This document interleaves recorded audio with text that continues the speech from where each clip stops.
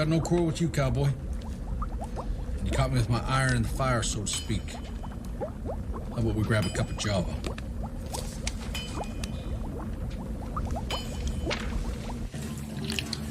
Coffee's getting cold. I'll never touch it. No? I live for it. I wouldn't make it through the day without these breaks. Makes me feel perky. Maybe I'll be your next contract. Yeah. I don't like doing humans. Even you. Find a specialty and be the best at it. That's my motto. I got a rep to protect.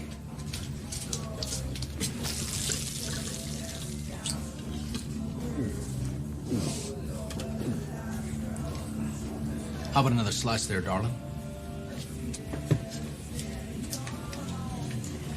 So if you only hunt your own kind and waste the ones who've strayed... Why didn't I do them all? If they make the wrong choice, I'll be there. But they haven't made their final decision yet. So it could still go either way. Sure, like that's news to you. You didn't survive all these centuries without knowing who to trust or who to stomp. Must be hard for you to keep that sword under control with so much evil run the hoof in your own backyard. Thanks, hon. There's a big tip coming your way. I best be going. Maybe so. The kid could probably outrun him. But that woman of yours could turn into a real tasty treat for somebody.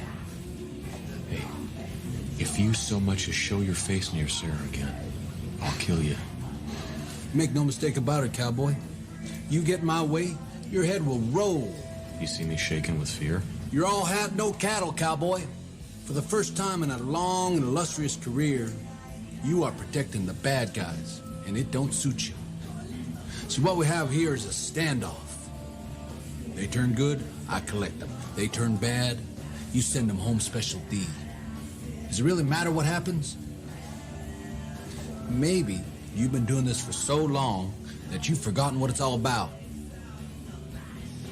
Maybe you just like the killing.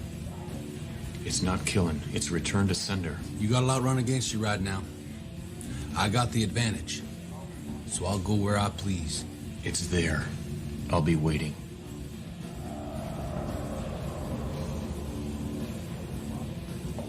Waiting to kill me, or just wait?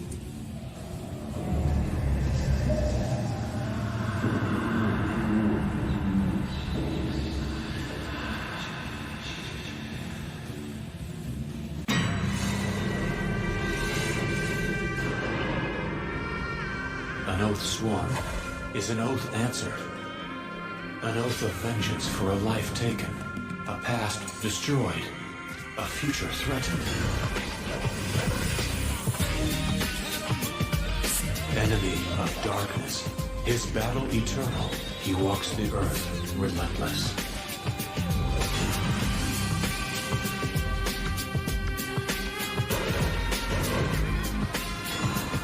His mission, to hunt the messengers of evil and drive them back to hell. Now, the light of the earth depends on the immortal. Welcome to the Tippy-Tap 20-something, something, something. I'm going to say 25. I like it. 25. Nice number. Divides by 5 very well. Right into itself. 5. 5 times 5, 25. I love it. Murray, we're all putting our thinking caps on today because we are doing one of the most sophisticated shows of the year 2000. We're going into the year 2000 for our main episode, Right. Death Race 2000. It's all falling into place. Everything. We got dismemberments and we got fucking death races in 2000. We've got hands missing. Yeah, dismemberments. Oh, god damn. But we got to put on our fucking thinking caps because when you're doing a Lorenzo Lamas feature... He's the thinking man's... Action... Something or other, yeah. Who does he look like? What? I was thinking, who does he look like that he would be the thinking man version of? Oh, shit. He's got fucking rock star hair. Dude, the hair. Rockstar hair. He's doing something because we... Conditioning. Everybody knows we're big Renegade fans. And Branscome's usually the hair in that show. You can't look past the Sioux Falls. He upped his game after working with Branscombe for years. Exactly. Branscombe probably sat him down one day, and Lorenzo was finally willing to listen to him, and he learned a lot. I can't imagine. Secrets. This may become a hair product we feature out of Merman Productions I gotta talk in the to future. Lorenzo about that. Next time I'm talking to him, I'm going to ask him about his hair secrets. The taste of Steve James, the feel of the Sioux Falls. The flow of the Sioux Falls. There we go. The flow, the volume. This show is so deep that I didn't even know it existed until 3 days ago. How did you come across this? Because you hit me up with them. I just stumbled on it because in this episode we're doing, the wrestler Brett the Hitman Hart is a character. I don't know. I stumbled. It's one of those things, YouTube things. You just fucking fall into a hole. Yep, I know that hole. And I never knew. I thought he was still doing Renegade in 2000. I don't know what were the years. I didn't know when Renegade was even on. Right. Yeah. I know. Late 90s? I think we've even said this. We both the '90s syndicated shows. We don't know anything about them. No. There's so many of them too, and they really do take the mantle of the early, like the 80s action films. Yeah, really cheap. Yeah, they condense it into 40-minute episodes, but Murray, time and time again, when I do the notes, they end up being just as long as a 90-minute movie. They pack it in, man. They pack those details. And Lorenzo's going off the fucking chain with these one-liners. Soup's up. I smell fear, and it comes to smell what the soup is cooking. I smell what the soup is cooking. He did it before The Rock. Actually, that would be after The Rock. Yeah. This show is weird. It's totally coincidental that he's an immortal and there's a show called Highlander at the same time. That's totally coincidental. And I believe the imagery for Highlander uses a katana as well, because in the first Highlander, that's totally coincidental. Totally coincidental. He wears a duster. That's who he looks also like. Coincidental. He looks like the dude who was the lead of the Highlander show. Was that Sorbo? No, that was some he was guy. Hercules. I just keep throwing out Sorbo. I don't know what that guy's name was, but they're similar. Yeah.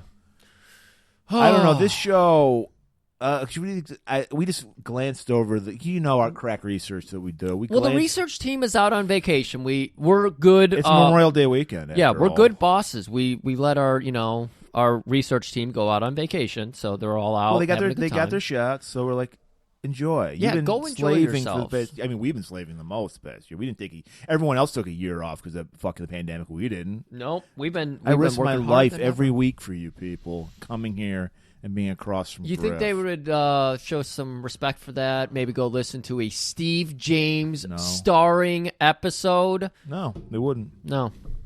I don't know. You're going to miss us when we're gone. So, getting back to the Immortal. Doing my crack glancing of the Wikipedia page, I learned that Lorenzo Lamas' character, Raphael Rafe Kane, somehow he's in Asia. I don't know why. Hey, again, these are perfect transitions of 80s movies. 80s movies always just dropped white people, gaijins, in the middle of Japan and stuff, and then a sensei picks them up and teaches them everything they know now. Yeah, that sounds right. So, why wouldn't this show just do that? Before he learns from a sensei, his wife is killed by a demon, and his daughter is taken to the underworld. This opens a whole new avenue of questions. How does he know it was a demon? I think this is explained in the opening that we did for this episode, but I could not understand a word that he was saying. No idea. Maybe I'll find a cleaner version of it where you can actually hear it. Lorenzo mumble. Lorenzo's got that mumble. He's trying to be way cooler. He's got the looks, but he does not have So he the vows voice. he will kill every demon in existence. They really thought this show was going to last. Like, he's going to kill every demon. Mm-hmm. But he needed help from his sensei, the samurai, who teaches him, apparently, magic to make him immortal. Yeah. We don't know. This is the first episode we've ever watched. And you're probably never going to watch an episode. But if you want to, they're all on YouTube. The entire series, it lasted one season, 22 episodes. So, as you might have noticed it's either in the show notes or in the title, this is the third episode. The show opens up with a two-part, long origin episode. Story, probably. So, probably the origin story. We don't do that kind of research, though. We're not going to watch that. We just want to see this because, like you said, Brett the fucking Hitman Hart, the excellence of execution. This is trash. We're not going back. We still want to talk about Brett. So. Oh, there is so much to talk about with Brett. I'll work in some of his amazing. I gotta say, this man is an inspiration for all of my voice talent. Whenever I break into an accent and people are writing in, he really stretches himself. People think wrestlers are just dummies that they can't even read. Yeah. Brett becomes this character, Randall the Collector. Yeah. And it's all with the voice. It's all about that voice. But getting back to the origin of the show. Oh, yeah. So he vows vengeance, and the samurai teaches him the magic of immortality, apparently, and swordsmanship. Samurai swordsmanship, of course. to be exact. Yeah. Katana, Japanese for sword. He, along the way, meets, apparently, he gets acquires a squire called Goodwin, who's our comic relief character, which they're never funny. Oh my God, he is the absolute 2000. I thought he was a late teen. He had teen. fucking the spiked tips, like frosted tips. Oh, frosted spiked tips. He had the puka shell necklace. He was so He looked like he had to have date raped somebody in his lice. Oh man, if Sean Suick's listening, he was a big Offspring fan. I'm sorry. Somehow he becomes immortal too. So because this first takes place in the 16th century. Yeah, and I didn't understand and this. And then now we, of course, the show, and we have flashbacks. Apparently, I'm guessing there's flashbacks in every episode because he's being taught a lesson by his sensei 3 times in this episode. My crack research was looking at all 22 episodes on IMDb to see if there's any more actors we would like to see featured.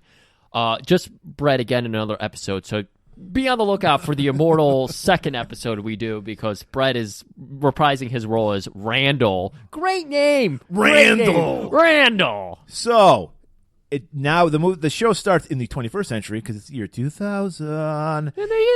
And they meet a psychologist named Sarah. Who's like the Scully to their Mulders. Oh, good call. Yeah, that's definitely what's happening here. She's got all the science. She's like, there must be a logical explanation for all these things. I think she was like a Bigfoot hunter, and then she realized, I got to stop chasing mythical... Cryptozoologist? Yeah, cryptozoologist? Cryptozoologist, that's right. And she said, I'm going to stop chasing around these mythical creatures.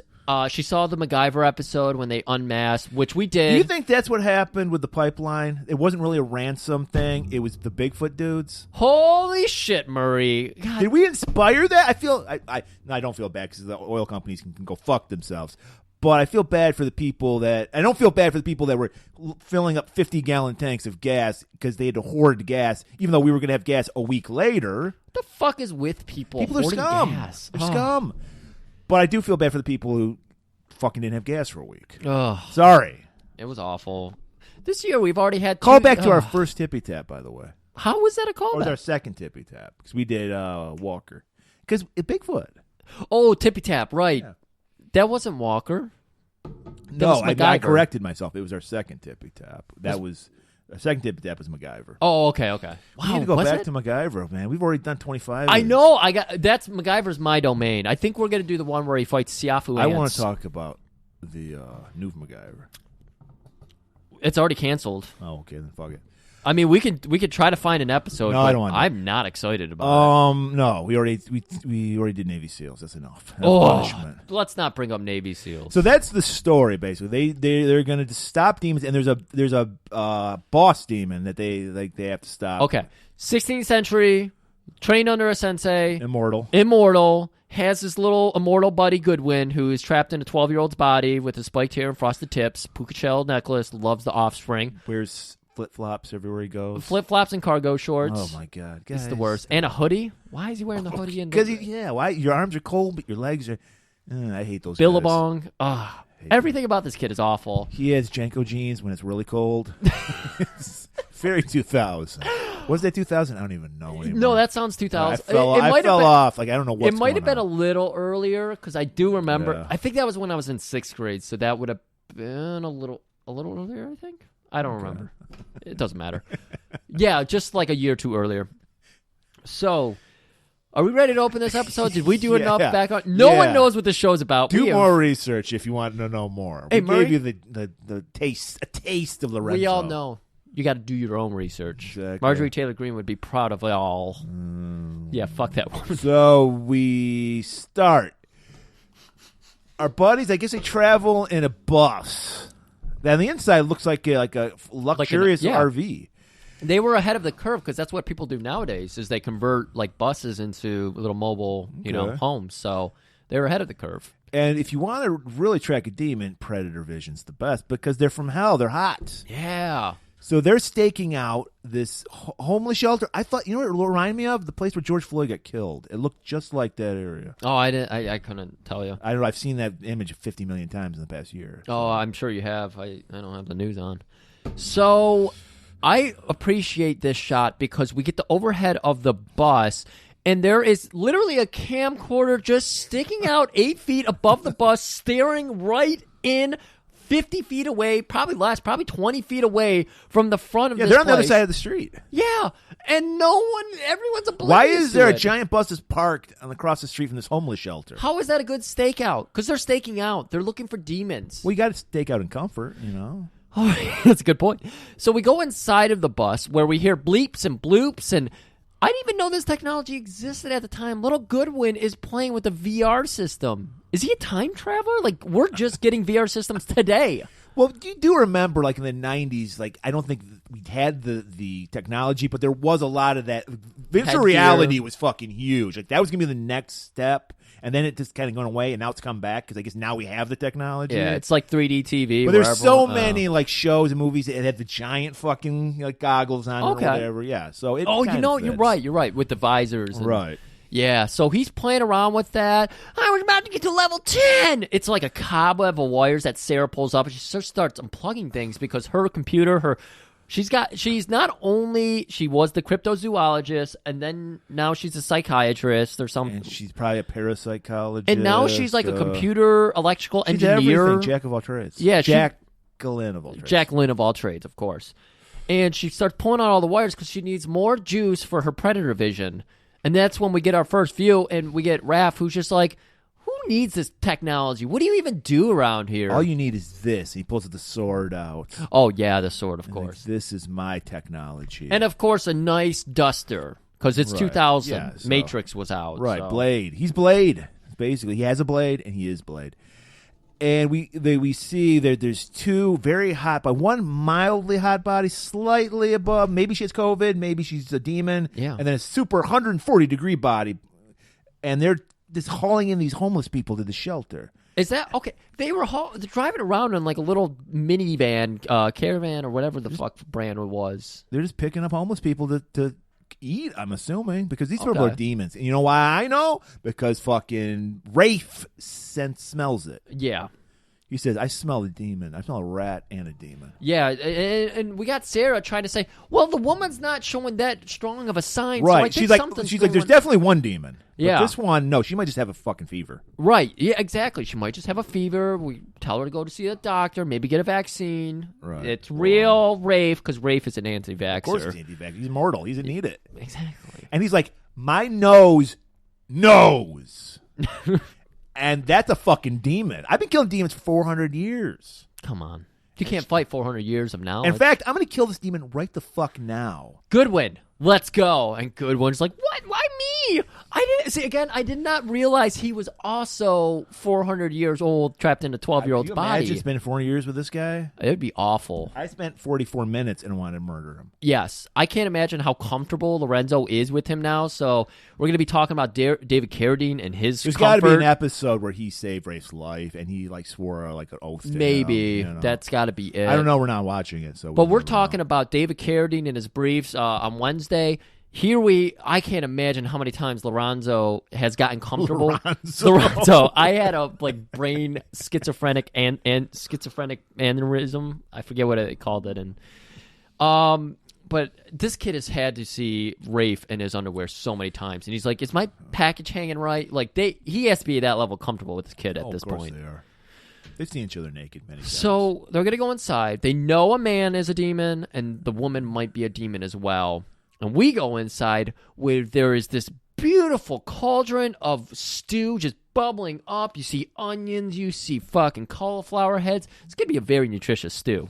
Very, very fibrous. Until our fucking demon boy with his fucking Offspring shirt on starts squeezing off what looked like... Didn't he have some white boy dreads, too? He was really... I didn't think it was white boy dreads. Oh. His teeth were kind of like dreaded. They looked awful. They were just like gnarls of... He's a demon. Of course he's going to have rotten teeth. Yeah. And so they're giggling because villains giggle, Murray. Right. That's how you know they're villains. This soup's getting real spicy. And, of course, Amanda's there, and she's giggling, too. So it's like, oh, she is a demon. Raph's knows. And then Rafe comes in. I ordered the salad. Hold on. Before Rafe comes in. Before he orders the salad, we get a character who's prevalent in this episode alone, I believe. McQueen. You kids need to stop that. I can help you. I can show you the way. He's kind of an older gentleman. He's doing a Peter Frampton, and we're going to learn why in a little bit. Was here. he using the like that voice thing? Well, yeah, that's why he said, Auto-tuning? I can show you the way. I want you to show me the way every day. He is a great guitar player, much like Peter Frampton. Exactly. And Actually, this character was based on Peter Frampton's life. Yes. Yes. And then, so we'll learn a little bit more about Peter Frampton as we go. Then Did Rafe he play kicks... Woodstock? What's that? Did he play Woodstock? He did. Cool. Okay. Then we get Rafe coming in, and he, again, ordered the salad. And then He's that weirdo who orders the salad instead of the soup. Everyone gets the soup. No one wants the salad. Sometimes I'm in the mood for a salad. I don't know. Maybe I'm feeling a little bloated, you know? So maybe I need some fucking greens. I need some fiber. So Nice iceberg. Hey. Every salad I've ever seen has just been iceberg. So. Well, yeah. I mean, if you're eating a shitty salad, yes, that would be an iceberg. I've had many salads in my life, but I'm not going to go into that. That'll be for the next Tippy Tap. The salad tap. So, so there's a fight. We get does Rafe pull out the frying pan, or is the demon? The demon gets the frying pan. I just love this because Rafe busts in with a shotgun, and he cocks it once, flips it, cocks it again.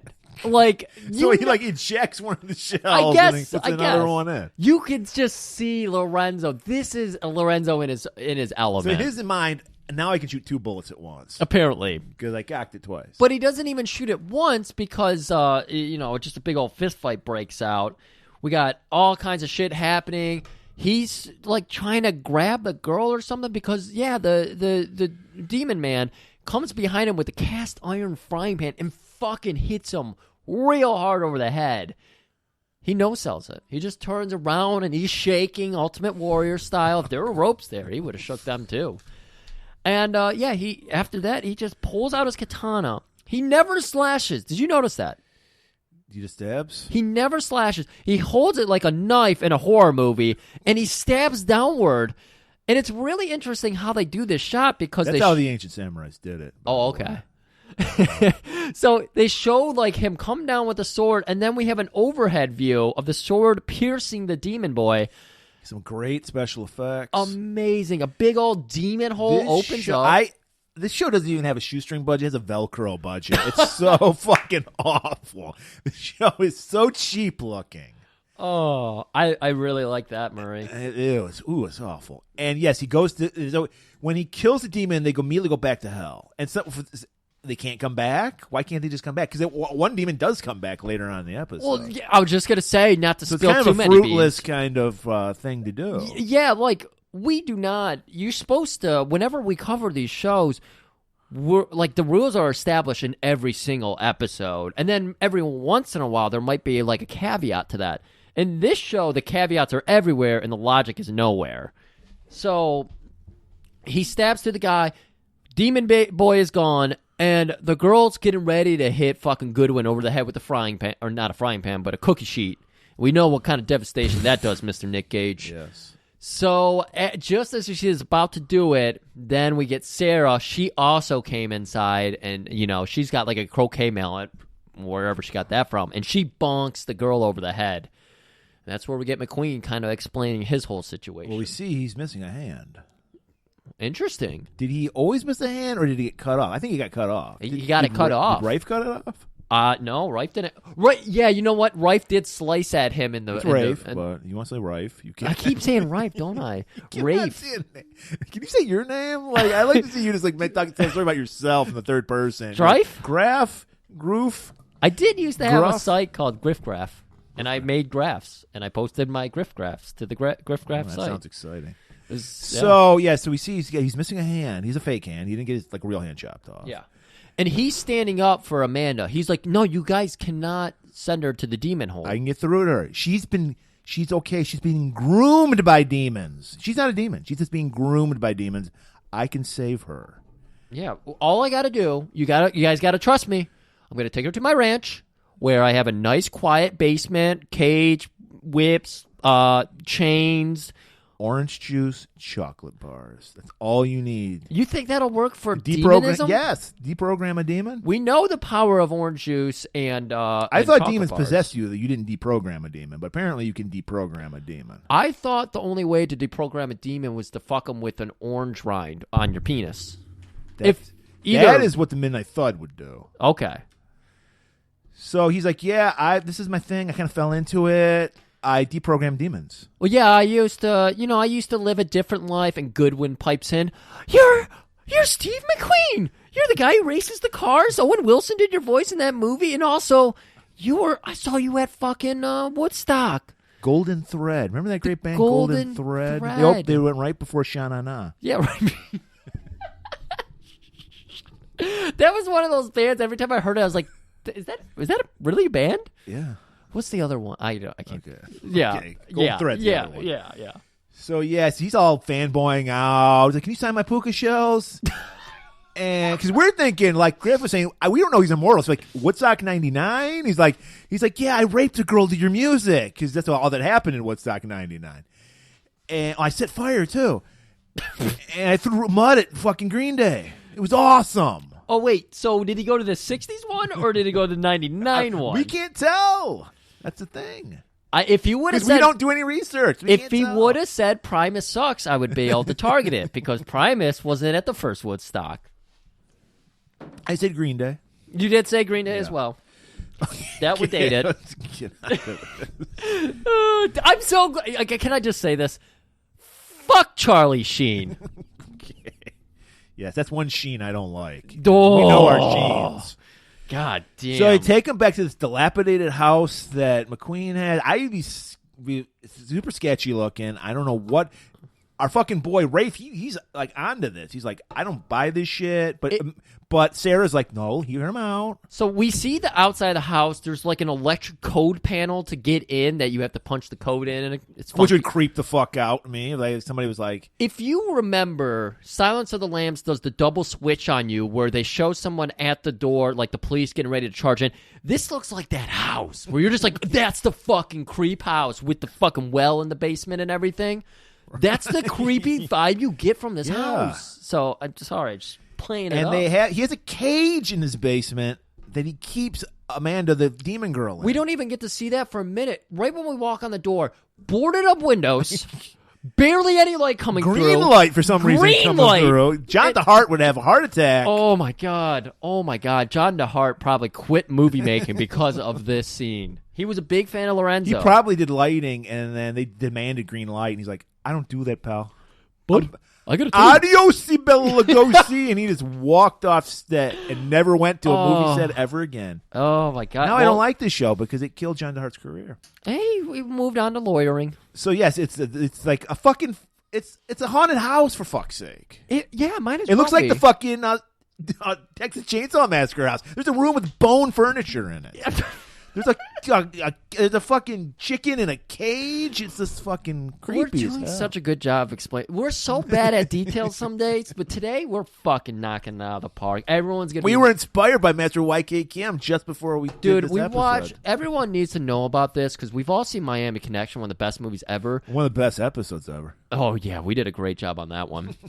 Miami Connection actually has a Vice, the people on HBO or whatever channel, but it's on YouTube for free. There's a whole 25-minute interview with YK Kim, story of the movie. Misunderstood Genius, YK Kim. Oh, it is so fucking Miami good. Miami Connection, if you don't know what we're talking about. Yep, Miami Connection. Go check it out. Maybe I'll throw it in the show notes if I remember. So good. Anyways, we're going back into this house. Wow. Murder house. And yeah, now we're going into the basement where they're keeping Amanda. We're locking her up. They give her a nice plate of spaghetti and liver. We're going into the more Signs of the Lamb. I want to know, did the director, was she like doing it herself? Because she does some great Billy Drago hand acting with this spaghetti. I was just going to say that, Murray. I was just going there. Because she is taking up one noodle at a time, and she's And I hate mouth noises and eating noises. I hate it. And this girl is supposed to be an evil demon, so she's getting under my skin. Like, serious. Yeah, she's method, dude. Yeah. She's living like a demon. She's doing a good job. I should have looked up to see if she got any more work after this, because I could imagine her as in a villain in so many movies. Yeah.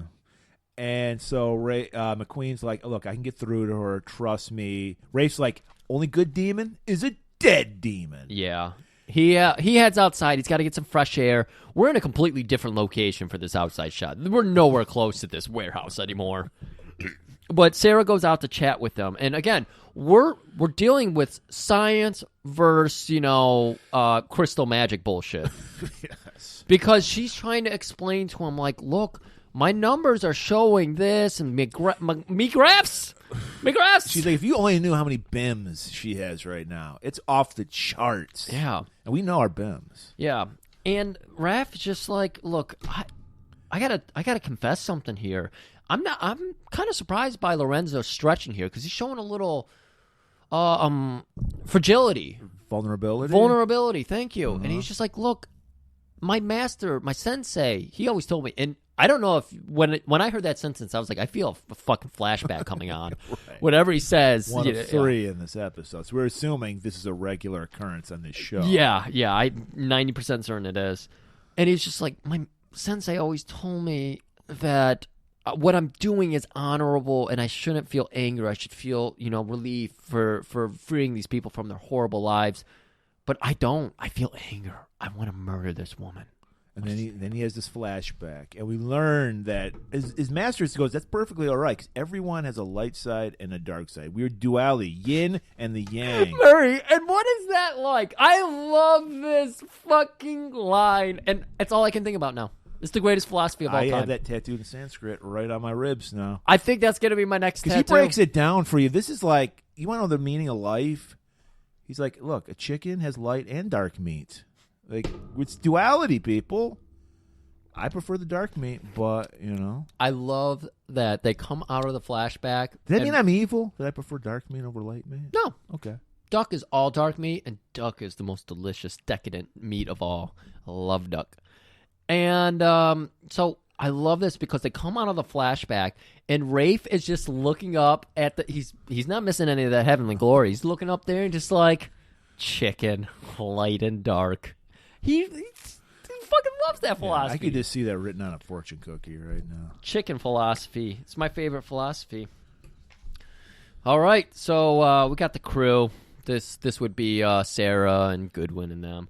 And they're loudly talking over McQueen, he's doing like a session with Beatrice and Sid. Yeah, Sydney. And they're trying to like do a normal, it looks, great casting for Sydney, because he was creepy looking as fuck. He had these weird eyebrows. Beatrice, not that creepy, but they like. Hair was retarded. I don't know what was going on. Yeah, with she that. kind of had, is it April? The girl from Parks and Rec, Aubrey Plaza. She kind of looked like her, but a little bit more weight on her. The hair was horrible. But the hair was just like shooting all over the place. It's like she just like woke up. They were just trying to really push that she was a demon, and they did it in the worst possible way. Right. So yeah, the crew is all just like talking over them, trying to do like a therapy session. Very rude. I mean, he's doing delicate work here. He's trying to deprogram demons. Well, Rafe doesn't believe any of this hogwash. Yeah, I guess it makes sense. So McQueen's like, look, I got a little character building kind of thing I want to show you guys. I'm so excited about this, Murray. They painted it black, so you might not recognize it, but you've probably watched Price is Right before. I've seen it, yeah. You know the game where they rolled the dice? Yeah. That was this table. It was? That was this table. I recognize that table anywhere. Okay. There was the little ramp. There was the I was so excited to see that. I was like, that's where that ended up. Well, come on down, because McQueen he's got a kitten, and he's like, look, how could anybody who's not a demon want to do anything to this adorable little kitten? Oh, yeah. And Sid immediately, you see his fangs coming lips. out. Yeah, he's like, oh, shit, he's like, yeah. Sydney, don't you want to pet this kitten? Yeah. Sweating. He's sweating. He didn't get spaghetti and liver. No, he did not. Yeah. he's like, well, here you go, buddy. And he's got a little string. He's like, hey, you want to tease that little kitten with it? We got Sarah. Play with this pussy. Sarah's got like a little handheld calculator that's apparently doing some mathematics of the situation. It's getting the bims. It's measuring bims. Yeah, it's measuring bims. Beatrice is kind of staring at that kitten. Rafe's not here. He's been working on Sydney a little more than Beatrice, so he goes to Sydney first. I think he's trying to stay away. I don't know what's going on here. And McQueen's like, "What do you want to do to that pussy, huh? What do you want to do to that?" And he's like, "I want to pet it, stroke it. Why don't you go do that?" They're just got very sexual for some reason. I found it sexual. I don't know. I'm a creep. So he's just petting that thing. And he's like, Sid is easily winning this contest. And he's like, see, looking at Rafe, see. And Sarah's pointing out his bims are dropping. This is amazing. This McQueen is doing some fucking amazing work here. And then he introduces the fucking snake. He's Alice Cooper all of a sudden. He just pulls out this gigantic fucking python.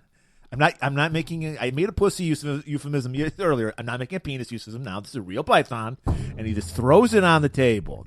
Like a pair of dice. He just rolls them, gets snake eyes. So he's like, now what do you want to do now? Do you want to feed that pussy some python? And Beatrice is sitting there. She's like, yes, give me the snake. Give it. Feed the snake. Feed the snake.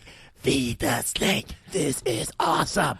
And then Sydney's kind of like battling between this white and light and dark chicken meat. We're supposed to be seeing the snake get closer, like imminent doom is there, and he's about to snatch defeat from the jaws of the snake, but it's nowhere close. But you still get the moment where Sid picks it up and he's caressing the cat and he's holding it against his heart, and their two heartbeats are beating as one, and he's just Bim's at a perfect 69.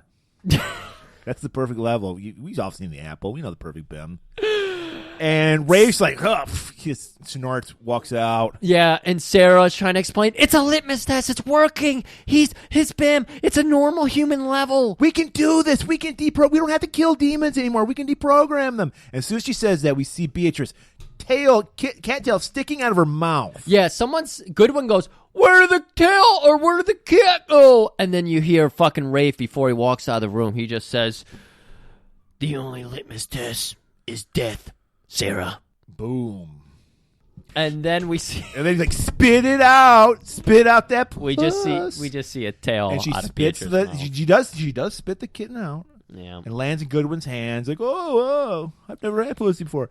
And then we cut to later in the day. Yep. We need a lemonade break. They got a nice little wooden patio area. Pink lemonade, not no bullshit yellow lemonade. They got the pink lemonade. Oh, that's what rich people drink. Holding it up in the air, celebrating. He's like, I deprogrammed you motherfuckers so hard. Oh my god, you're humans. And now that they're like, he's McQueen's proving his point. Hey, queers! And it's like, what? Hitman's music. And we see it's fucking Brett the Hitman Hart. And he's got the leather jacket with the denim fucking vest on. No patches on it, though. That was kind of lame. Yeah. I would have liked the wraparound shades he used to. I know. I would have loved the ones that he gave little kids. That's what I mean. Yeah, those. With the rubber. Oh, God, the rubber hose. I heard there's some demons here. Need to be killed. Sorry to intrude, Immortal, but this one was mine. And he's like, oh my god, who the fuck is this? And we learn apparently Rafe, even though this is the first appearance of Randall the Collector, Rafe knows him. He has history with him. He's like, that's Randall the Collector. Yeah. Apparently his job is when demons turn good, he has to kill them. I have no fuck. I thought he was just a demon bounty hunter kind of deal. Well, I thought he was a good guy at one. Like he was another Immortal is what I thought at first. Yeah. And then it turns out, no, he's a bad. He works for Satan. Do we know that right now? Not right now. Well, we do. Yeah, we do learn that he wants to take these demons to hell because they're turning good. Like he doesn't want them to be good. Okay, Murray. For the purpose of this, we need to tone it down a minute. We can't oversell Hitman here. Hitman Randall. The guy that's the best there is, the best there was, the best there ever will be. Because all we know is he fucking as Rafe. He is the excellence of execution. I like it. He's got a pole arm. Yeah, pole X. poleaxe. And, as Rafe is trying to explain, that's Randall, he's cutting Sid's head off. Yes, he beheads Sid. Apparently, he chips it on a piece of wood. It's a shitty blade if it chips a chunk of fucking steel off, because that's what Rafe finds in a minute here. And, then he starts explaining it, because all he explains is that once a demon, always a demon. Well, he says, once a demon, always a demon. Well, you know I can't do voice acting, Murray. And we learn he's from the 5th level of hell. He's a total dick, but a badass as well. And then McQueen's like, Rafe, what the fuck happened? Why didn't you... We saw that Sidney was turning. He was going to be good. They'll always be guilty demons. Because he's just not buying it, man. It's 400 years. Yeah. And he's just supposed to, like, one day he's supposed to be like, demons are okay. So Sarah, this is apparently her role in the show. Again, 3rd episode. I imagine she does this all the time. She's making excuses for Rafe. She's enabling him. So I don't know what's going on. Why she's so in love with Rafe, but maybe it's. Well, come on, it's Lorenzo. That fucking rockstar hair, dude. Rockstar hair, guys. You got to. What was she doing? Hair. She had dueling rockstar hair. Brett Hitman's greasy mop. And then that's luxurious mane of Lorenzo's. I bet they were the same age, but Brett, I mean, all that fucking wrestling has had its toll on Brett. I think Lorenzo's actually older than him. You think so? At this time, yeah. Wow. Well, as opposed to another time when he wasn't as old as him? I don't know about time because he's immortal. So. God damn it, I thought I had you, and you fucking twisted it on me. That's why we're the best. So like you said, she's making excuses. Yeah. She's explaining to McQueen, you see, what you're going to have to do is you're going to have to prove him wrong because he's always right, Rafe. He's always right. That's why I'm with him. He's always right. So she's like, I'll talk to him. Don't worry about it. And she's like, look, we're making breakthroughs here. We're seeing shit I've never seen before. And Rafe's like, look, 24 hours. It's always 24 hours. You get 24 hours, and that's it. And if we don't convert these demons, I'm killing them. And he's like, wait, what is that? As you alluded to earlier, this big ass chunk of metal. I thought it was a fucking Indian like arrowhead. So did I. And he's like, he's playing with it. He's looking at it in the sun. He tastes it. He like tries to like bend it, like when they test gold, you know. And he's like, this is real demon silver. And he's like, I'm gonna look into this. And of course, I didn't expect this. This montage caught me by surprise. The first one I saw it coming. Flashback. Yeah, I guess it's both. It's this one, it's definitely a flashback, but it was kind of a montage. Yes. Yeah. It's a katana forming montage. So again, every samurai's got to make their own katana. We know that. And he's got his own like the fucking anvil and like blacksmithing area, just like up on a mountaintop or something. Of course, Mount Fuji. Mount Fuji. That's exactly what I was expecting. And he's just hanging out up there. He's forging his own, and you got the sensei's words just pulsating through his brain waves. Understand the weapon to understand the warrior. So you get to fight the Ultimate Warrior? Could be. Amanda, we see her next. Apparently, I guess the first thing... Let's remind everybody, Amanda is our blonde demon who's slurping down spaghetti and liver. And McQueen's like, I can get through to her, but first, I got to electroshock this bitch. They're strapping this chick in, and Murray, we're experts of electrotherapy. Well, we saw Death Wish 2. Exactly. That's all you need to know. Yeah. A lot of computers, a lot of monitors. Yeah, it's like a 1960s computer. Yeah, it's a wall of machinery. Right. This isn't that. No. This is like a Dr. Kevorkian electric chair kind of thing. Mm-hmm. I mean, of course, we don't explain it. I think we have a lot of mental patients who listen to us who probably had electric therapy. They just put the things on the side of your temples and like hit you with it. No, this is like from an electric chair. The fucking headpiece of an electric chair connected to this like a fucking CD player or some shit. It's connected to his amps. His amps, it probably is. He's got a wah-wah into her. He's got the I'm gonna wah-wah into your brain. Well, he is Peter Frampton. Exactly. That. So he's like doing the mouth thing. Do you want to be electrocuted? Pet the kitty, pet the kitty. So, yeah, he's going to shock the demon out of her, apparently. That's the first step. And, you got Sarah there who's like, this isn't real science. This is a little abusive. I don't think I can be okay with this. And he's like, have you ever put a car battery to your balls? Because he's like, well, I don't have balls. Well, that's right. I have. It works. Trust me. Yeah. There was a time when I was depressed. I lost my hand. I lost my band. I was unable to fuck every bitch in sight Did anymore. you ever learn how he lost his hand? He never talks about it. Exactly. There's a whole episode, I think, about that. I checked myself in. They strapped the headgear to me. Immediately. Just shock that motherfucker. Look at me now. Look at me now. And you think, if this doesn't work, we're just going to fucking give her a lobotomy. We're just going to start to stick a needle up through her eye, into her brain, poke around, see what happens. So, yeah, we get McQueen. She's like, well, I can't argue with that. You had your balls shocked. Right. I mean, I don't have balls. Yeah. Go ahead and do it. So he's just, like you say, he's got the wah-wah pedal. It's like, wah, wah, wah, wah, wah. And it's a light riff at first. He's just playing some easy, like, Beatles tunes and shit, and everyone's just My singing guitar along. gently weeps, I think Yeah. it was. Meow, meow, meow. But then he starts amping it up. He starts playing Eruption, dude. Eruption, the fucking Eruption solo. Yeah. Woo-hoo-hoo! And Sarah, appropriately, is like, you're going to melt her brain. I cannot. She's taking her shirt off, by the way. She's waving her bra in the air because, I mean. She pulls a lighter out. Lighter, tits, and so like her skirt's dropping off her. Wow. Yeah, her clothes just fly off her body. I mean, it's Eruption. Right. And then he stops, and like, man's like, holy fuck, I think she's dead. I mean, yeah. And her bims were off the chart, and she feels the pulse on her neck. She's like, oh, she's okay. Yeah, because Sarah, well, we don't hear Sarah saying it because she's fucking orgasmic at this moment. Right. But we get to see the little console or little TI 184 calculator. The bims are going insane. I thought I just said boobs on her calculator. BOOOOOOOBS 8000085. But yeah, we saw that, and the boobs or the bims, they're going way up, and that's not good. We know the bims are supposed to go down. So she's like, I think you killed her, when he finally stops, and she's got a breath, and she throws a glass of water on her face. She's like, I can be a scientist. She puts her glasses back on. She's a nerd again. Puts her hair up, Covers her tits, yeah. Right. And we're like, I don't want to fuck that woman at all now. Yeah. You're a nerd. But she's like, you fucking killed her. He goes in. She's got a pulse. She's okay. And during the fucking eruptions, we heard demon voices. And it was like, was it his Wawa or was it Amanda? I think he did it. He exorcised the demon. He thinks he did. He's like, she's good. She's good.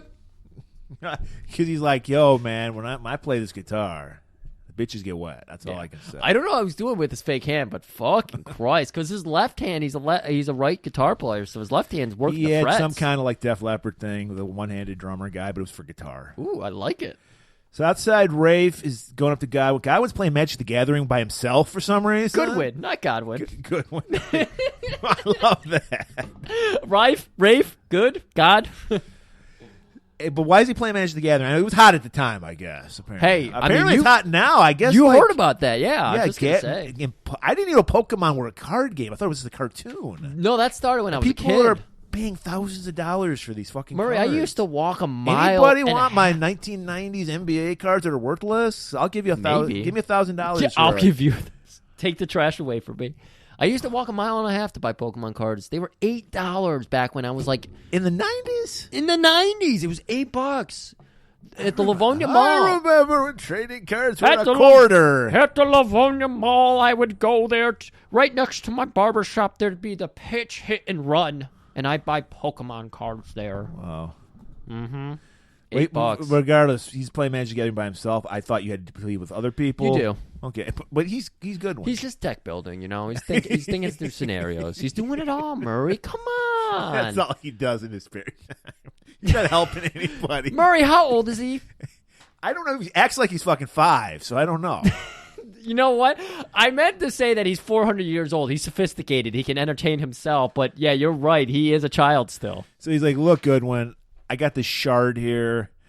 I'm going to take this. Apparently, there's a smithy in the middle of the city they're living in, wherever they're at. This makes no fucking sense. I wonder if they travel around or they're just located in one city. Because L.A. seems like the kind of place demons would be, but I don't know. Maybe they hop around. Yeah, like I know every episode's filmed in Vancouver. I'm sure because that's where every one of these shows was. Well, here's an interesting thing because Murray, we're not just investigative journalists, but we're historians through L.A. over the time, the population right. We know especially. all about the population, yeah. And at this point, has it exploded? 2,000. With demons. And so, how much of the population would you say is demons? Well, percentage-wise, I'd say at least 50. 50%? Yeah. So do you think there's some Epstein. Dianne Feinstein? Do you think she's a demon?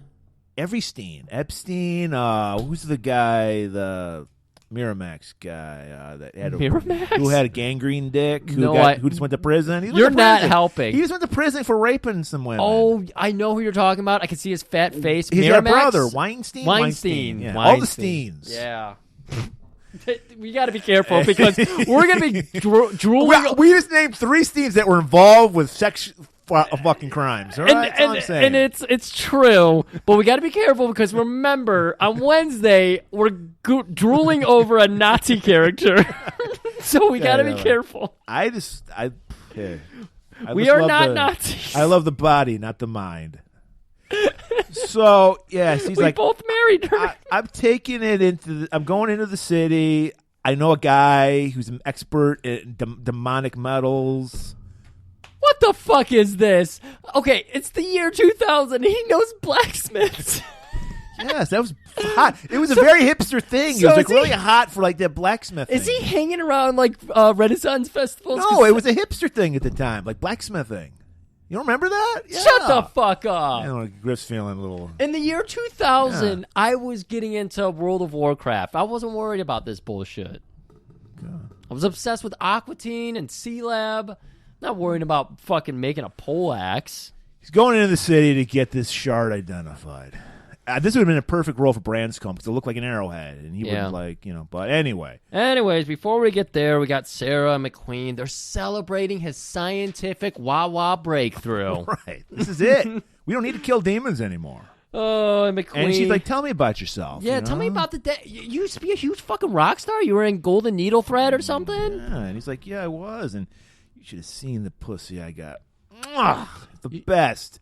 Every dumpster in every city, I fucked somebody behind it. You thought my eruption solo was good? You should have heard. You should have seen my eruptions. You should have heard my fucking solo. They're improvised solos. They were so good. People would say I was like a possessed, a demon possessed. What was the saying? Demon possessed. A Yeah. man possessed. A man possessed. What the fuck? And he's just like, but I realized when I lost my hand and couldn't do it anymore that this was, which is the classic thing. When I can't do the sinful shit anymore, I realize it's wrong. Because and then I find God. You think the story would have been more impactful if he realized his wicked ways one night in a drunken stupor or drug high or something and cut his hand off? But no, it's I lost my hand and then I realized I was an asshole. Right. And I'm going to atone for my sins by helping demons. Apparently, we don't know what's his backstory. He stumbled on demons. You think he used to be helping drug addicts or something? I think what it's supposed to be is all the degenerates, all the people that Lorenzo are afraid of. Lorenzo, I did it again. Ralph is plays afraid for of the Lakers. Lorenzo Ball, I think is his name. Lorenzo Ball, isn't it? You're mocking me. I love this though because it's just. I forgot where I was going. Okay, good because I don't care. Because we cut to another bubbling cauldron. Why? Apparently, that's how you do blacksmithing in a covert cauldron. Are you waiting for like some fucking foreign substance or some international substances? Excuse me, international substance, white object to be sprinkled into. And we see our boy Randall, played by Brett the Hitman Hart. I'm not doing any justice. I'm actually doing a Bret Hart impression. He's doing a totally different voice. He's Southern for something. He's like, well, it's hell is South, I guess, so it makes sense. It's south of heaven. So maybe he thought this through. So yeah, he's doing a Southern accent. Tom Araya should have been the blacksmith. That would have been fucking awesome. That would have been. And then Rafe shows up. And well, hey there. How about we get a little coffee? Got no quarrel with you, cowboy. You caught me with my iron in the fire, so to speak. How about we grab a cup of java? Cup of Joe. So they go to the nearest diner. It's a Twin Peaks diner, the R&R. The double R. Double R. So thank you.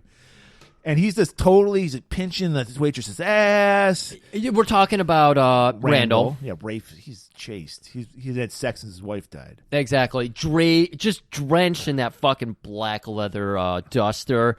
And he gets the black coffee. And Randall's just drenched in whatever that shit Bret Hart puts in his hair. He's going to the wrestling ring. He's wet his hair down. Juicy as all hell. He should have been wearing the shades. He's not wearing the shades. He's trying to show off that beautiful face. How you like my shades? Oh my God. Pinching waitress ass, and then you would think that Rafe would be into coffee because he's looking like a goth kid, you know? Right. And that's all they do is get the free And coffee. he's like, no, it stunts your growth. We all know that. He pushes it away from him. And Randall's just like, what are you, some kind of pussy? He's like, I like it. And then he says this, I like it because it makes me perky. Coffee's getting cold. I never touch it. No. I live for it. I wouldn't make it through the day without these breaks. Makes me feel perky. Perky. Perky. And then he just goes, hey, baby, give me that urn there. Hey, this has the orange handle. That's decaf. I don't want that. I don't know what this fucking thing is It called. was another cauldron. But an urn is obviously what people think of with death. No, they coffee urn. It's a coffee urn. It's called a coffee urn? Yeah. Oh, okay, good. Oh, okay. And like, chug-a-lug. And he just fucking shotguns the fucking boiling hot coffee. The nice sizzle effect, too, when he Yeah. grabs it. And then Murray's favorite, he gets This is a Lorenzo Lamas production when you see this camera work. You hear us talk all the time. You're getting a little more background on the whole Eminem joke between me and Tim here. Me and Brother Murray always make reference to a bowl of M&Ms, and it comes from Renegade, and Lorenzo Lamas loves these shots. Close up of food. We get a super fucking it's like a scientific inspection of like cells within a cherry pie. It is so fucking No close. pertinence to the story at all. No, and You don't you need just to know this. You got a fork cutting. It didn't even look like a cherry. Cutting some foreign berry, an international berry, in half. What was this? I don't know why it was there, but that's called the Lamaze shot. From now on, it's the Lamaze shot. A close-up of food for no reason. I like what you did there. It sounds French, sounds more sophisticated than what it really is. And now we're going to get into some beef. First, Randall kind of just throws Rafe's shit in his face. Maybe you like killing. Maybe that's your fucking thing. I like this world. To get you hard, buddy, huh? Huh? I see a little chump stirring in those pants. If you so much as show your face near Sarah again, I'll kill you. Make no mistake about it, cowboy. You get my way, your head will roll. You see me shaking with fear? You're all hat, no cattle, cowboy. For the first time in a long and illustrious career, you are protecting the bad guys, and it don't suit you. See, what we have here is a standoff. They turn good, I collect them. They turn bad, you send them home special D. Does it really matter what happens? Maybe you've been doing this for so long that you've forgotten what it's all about. Maybe you just like the killing. It's not killing, it's return to sender. You got a lot run against you right now. I got the advantage, so I'll go where I please. It's there. I'll be waiting.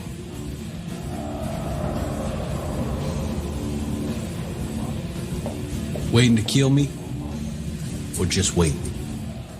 And he's like, all I know is you better butt out, pal, because I'm going to be killing these demons. I'm going to come back. Because they're like, why didn't you kill the other two demons? Well, they haven't converted yet. 'Cause that's why I think it's like his job is to kill good demons. That's why he didn't kill Beatrice and Amanda when he had the chance the first time.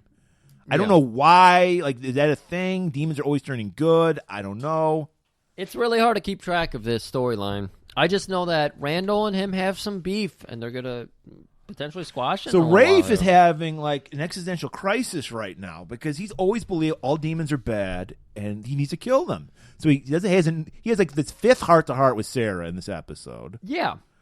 And he's like, I don't know what to believe anymore. Maybe it's because he doesn't want to be like Randall and just murder. Yes, because he doesn't enjoy it. He doesn't enjoy it at all. Because that's the thing when it struck a nerve when Randall's like, maybe you just enjoy killing. Yeah.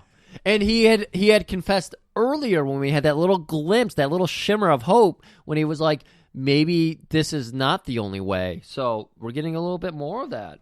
There's got to be a better way, Murray. Better way of murder. Maybe if there's only a lesson I can learn from my sensei. But that's for later. I was going to say, wait, is there a montage? Because we see Amanda, she's chained up. She's into the freaky shit. We learned that. She's chained up to a Barca lounger. Mm-hmm. And McQueen's forcing her to listen to his fucking music. Yeah, it was from Peking, I believe. From where? Did I say a country or did I just mumble something? I don't know. You said Peking? Did you say that? I did. That's a city in China. Oh, okay, good. Peking, duck, going back to your duck thing. Oh, yeah. And she's just like, God damn, this fucking music gets me wet. Just keep playing it. I remember this. I was there when you played it live.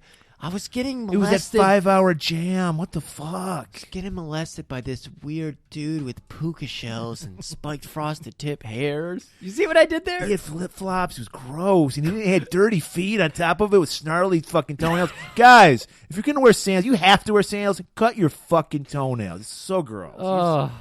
So, yeah, and she's just recounting her trauma, you know. Remember when he said he told Sarah, I felt like a man possessed back then? Yeah. And Amanda says, you were so strong back then. And he's like, falling. He's like in his own, he's like, wait, what? You thought I was powerful? And so it's like, I felt like this moment of doubt where he's like, was I a demon? Was that why I became like a demon deprogrammer? Because I used to be a demon? I didn't. You're getting really deep. I thought she was just trying to seduce him, you know, because, you know, he thinks with his dick.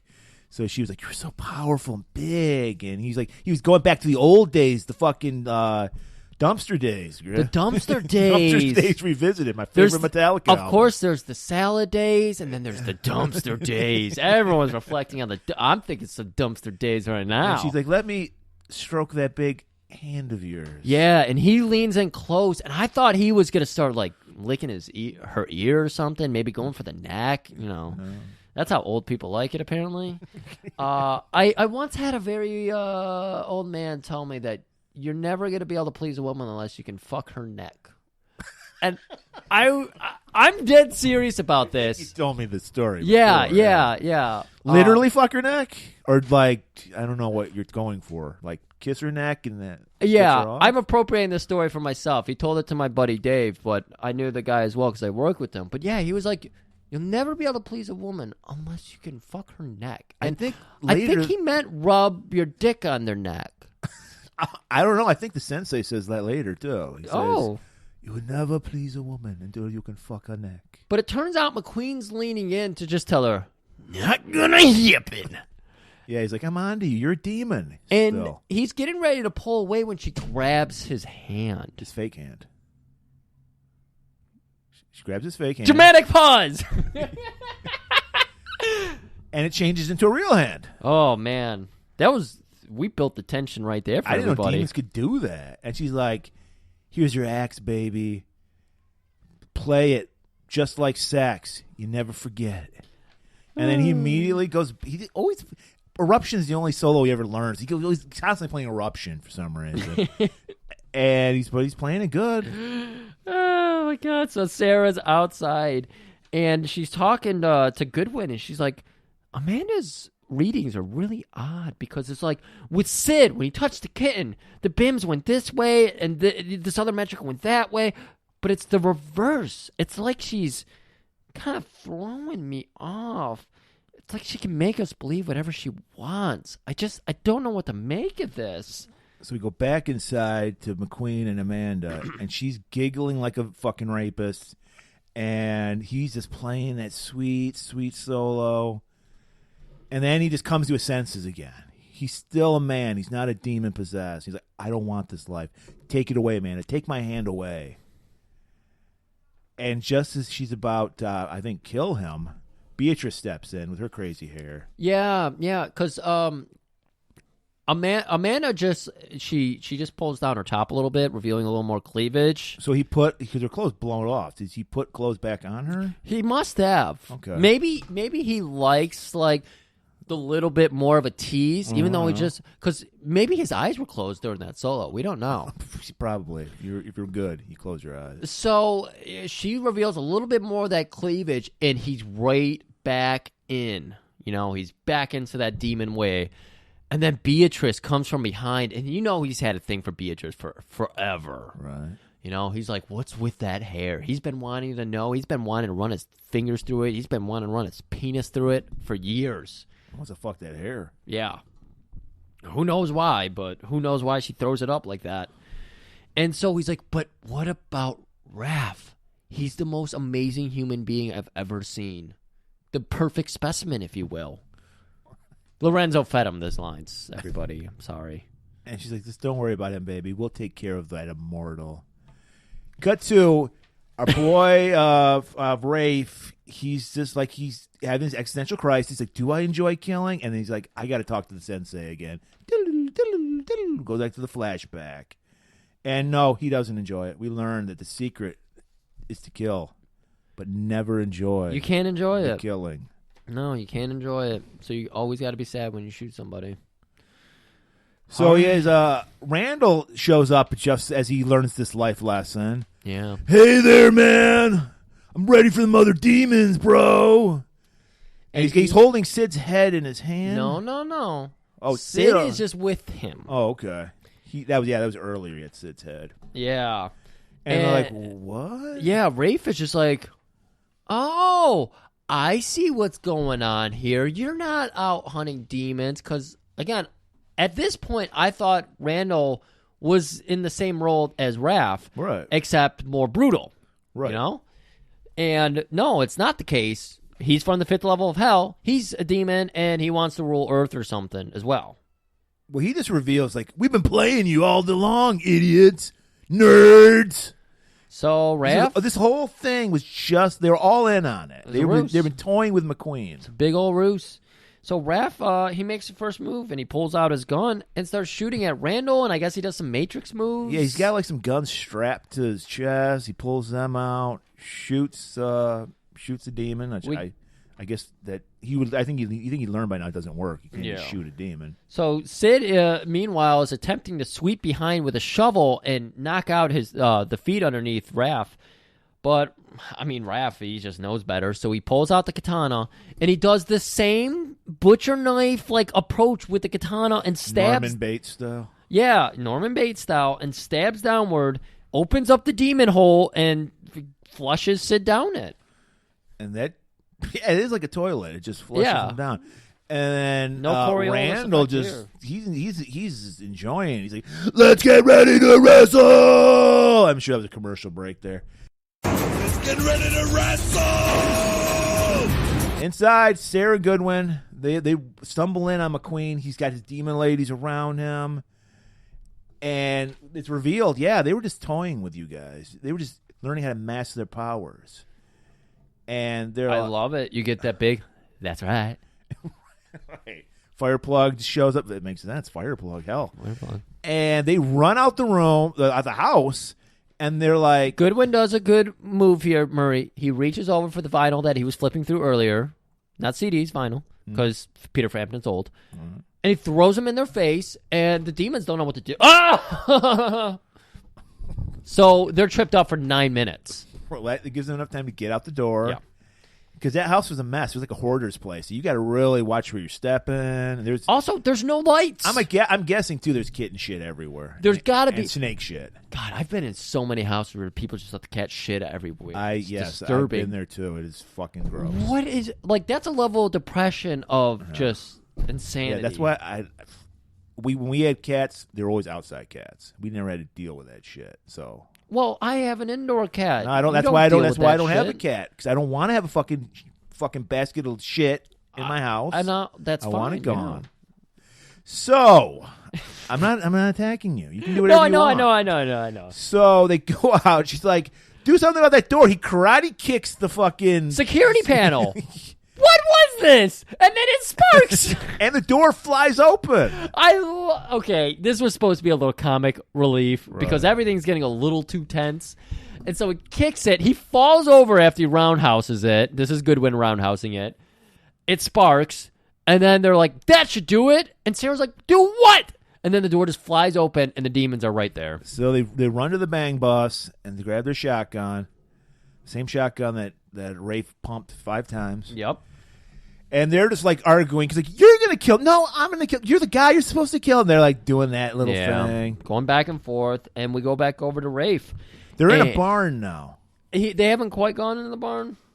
No, they're in the barn. Just go for it. Right, they're in a barn. It's very the heart lit. Yep. Rafe has just eluded a big fucking double axe hammer from Randall, and he lands a big old kick on him. And Randall gets up and he's shaking off the cobwebs. Holy shit!